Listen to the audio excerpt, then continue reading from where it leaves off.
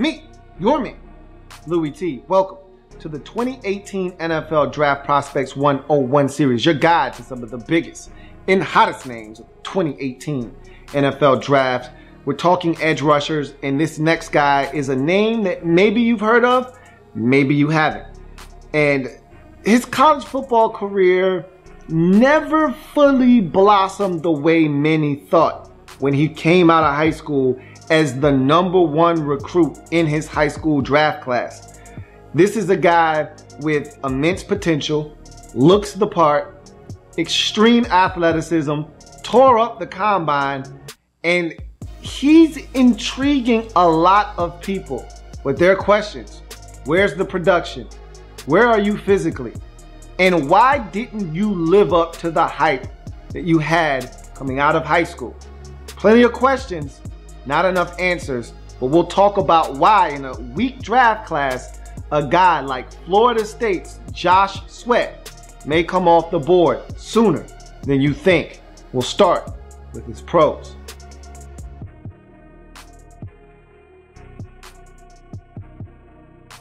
We start with Josh Sweat's measurables. At 6'5", 251, you look at Josh Sweat and he looks like the quintessential edge rusher in the National Football League. He looks like he can play in a 3-4 defense. He looks like he's made for a 3-4 defense as a stand-up outside linebacker, rushing off the edge, setting a physical edge in the run game, standing up tight ends, blowing them up 2 yards into the backfield.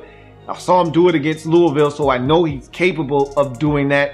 He looks like a guy that is exactly what you're looking for as a 3-4 outside linebacker, but if you want him to stick his hand in the dirt, he looks like he could double as a guy that could stick his hand in the dirt as well. So those measurables, they look good, as well as his athleticism. He tests well at the combine. 4.53 40, which is blazing fast for a guy his size. 39.5-inch vert, so the guy is explosive, and you see it on tape from time to time. Speaking of which, explosiveness is the next pro.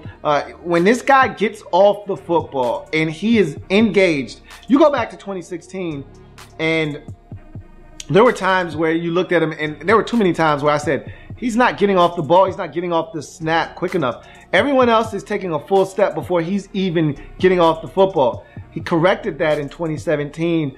And when he does time up the snap correctly, man, can he be explosive at times. So there is definitely some explosion. I watched him blow past some tackles where they didn't even stand a chance. You go back to that 2016 epic bowl game, that classic versus Michigan, and there's a sack in there where he absolutely just blows by the tackle as if he didn't even hear the snap. I mean, that tackle never stood a chance. And so he's a guy that I look at and I say to myself, if I can get you to do that more often, we got something here.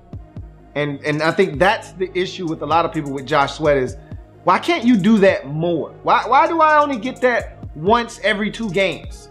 Why can't I get that once every 2 possessions? And so that's the problem, but the explosiveness is definitely there, as that 39.5-inch vert states very clearly. So this is a guy that can move and does have some explosiveness. Setting the edge, he has no problem setting a physical, firm edge in the run game. I consistently saw him do that on tape. And again, he can set a physical edge. He can be a menace in the run game. He can get you some things there. He can redirect. Again, he's an athlete, so redirecting, changing directions, that's not a problem for him. Tackling ability, he's one of those guys that if he sticks his paw out there as you're running by and latches on, he's going to hang on and he's going to get you down on the ground. Coverage skills, very comfortable out in space, turning and running and being in coverage if need be. But all of those things are nice, but there are so many things that Josh Sweat just doesn't do well enough, or at least consistently enough for my liking, which leads us to our cons and Josh Sweat.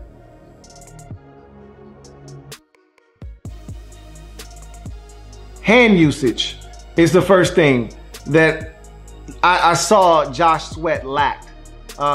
Again, variety is the spice of life, okay? If you're an edge rusher, you can't be stale, can't come with the same moves over and over and over again and expect them to work. It's not totally insanity as an edge rusher to do the same thing over and over again, because the tackle may have some fundamental flaws. He may have a misstep. He may not put his punch out fast enough. He may get off the snap slow. And that same move, that same tired ass move you've been using all game may actually work. So it's not insanity to keep doing the same thing over and over as an edge rusher, because you're not always going to get the same result. However, don't you want to give yourself the best opportunity to succeed, to beat that guy in front of you and get the holy grail, which is getting to the quarterback with him still having the football in his hands? Don't you want to do that? Hand usage is the best way. To me, you can be as explosive as you want to, but if you don't know how to use your hands, you're not maximizing your talents, no matter how gifted or athletically blessed you are. If you're not using your hands, you're leaving so much opportunity on the table. Josh Sweat is one of those guys, simply just doesn't use his hands at all to give him any kind of advantage in beating tackles. I just need to see him do it. Awareness. Josh Sweat is a guy that will chase the cheese. He will bite the bait. You can fool him, get him going in the total wrong direction of where the play is going. And so I need him to be more disciplined. Right now, he lacks that to a certain degree. Pass rush ability, only 14.5 career sacks for a guy that lit his high school on fire. And we'll talk about what kind of limited him at the end of his high school career. But talking about a guy that had like 70 some odd sacks in high school. I mean, he was dominant. He gets to college football and he couldn't bust a grape at times. So 14.5 career sacks, that's not enough. That's not enough production for a guy with the talents of a Josh Sweat. Motor and endurance. Motor is something that's been questioned with Josh Sweat in the past. He was actually called out for it by his coaches in 2016, going into 2017. They saw him loafing on the backside of some plays, actually cost them in one game, and so he vowed to be better. And so anytime you get that kind of a rap, that's never a good thing. He's got to be a guy that is, and you see it watching the tape, you see him like, okay, I always liken guys who loaf on the backside of plays, who start running and casually stop. And a lot of you probably don't even remember that this commercial, but when I was growing up, there was a commercial, Just Say No to Drugs commercial, and it was this fat kid playing basketball, and he blocks a shot, and he's so out of breath because he smokes. That was supposed to be the purpose of the commercial, was don't smoke or else this will be you. And he blocks the shot, and he's like, don't be bringing that weak stuff in here. And he's all tired, and he didn't do anything but block one shot. And that's what I always think about when I see a guy loafing on the backside of a play. They start running, and then they casually kind of slow down, and they look tired. And that's what you saw with Josh Sweat. Like, he'd be on the backside of a play, and he'd just be loafing like, they got it. You know, those guys, they don't need me. I just kind of breast over here. And when you already have deficiencies and holes in your game, you can't be a guy that's not trying hard and giving maximum effort. You're not good enough to do that. So he's got to be better from that standpoint as well. Impact on the game, 29 tackles for a loss, 1 forced fumble, 1 INT, 1 fumble recovery.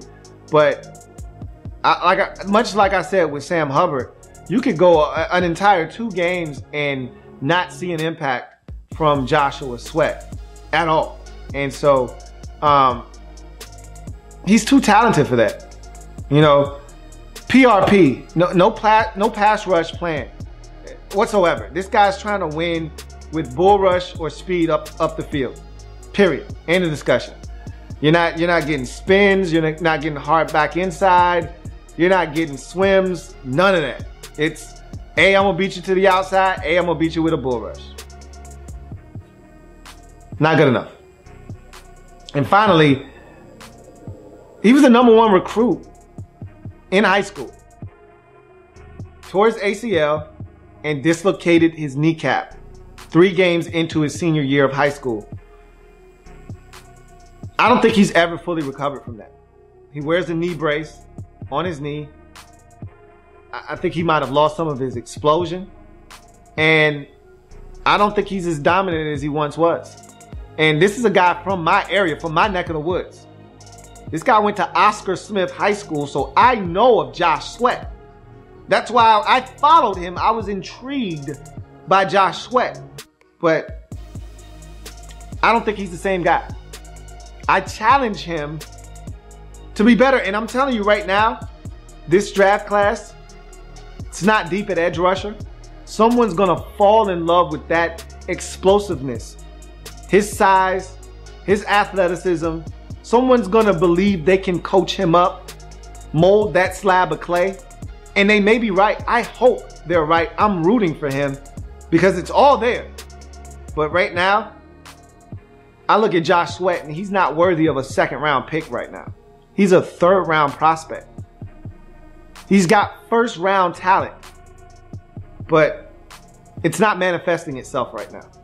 So we'll see what happens with Josh Sweat. I've seen him in some mocks. And, you know, some people do things for effect with mock drafts. I've seen mock drafts with this guy going to the Titans in the 1st round.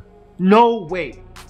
No how is Josh Sweat a 1st-round pick in any draft with the way he's playing. Simple as that. But that's Josh Sweat and his draft prospects 101 breakdown. Plenty more where that came from. We're going to switch gears and go to the linebacker position where there are some intriguing prospects in this draft. So don't you go away. We've got plenty more. If you want to see what Josh Sweat rated in my breakdown, go to the website LouieTNetwork.net to see where he ranks among his peers in his group with his rating. I've got plenty more breakdowns to come. So make sure you like this video. Make sure you share this video. Make sure you subscribe to the Louie T Network. Check out the site. Check out the podcast. Plenty of content for you to consume. Where else would you rather be? With me, your man, Louie T. I don't know. Stop asking. I don't know the answer to that. All I know is that I'm out of here. See you next time. And remember, we're changing the game over here.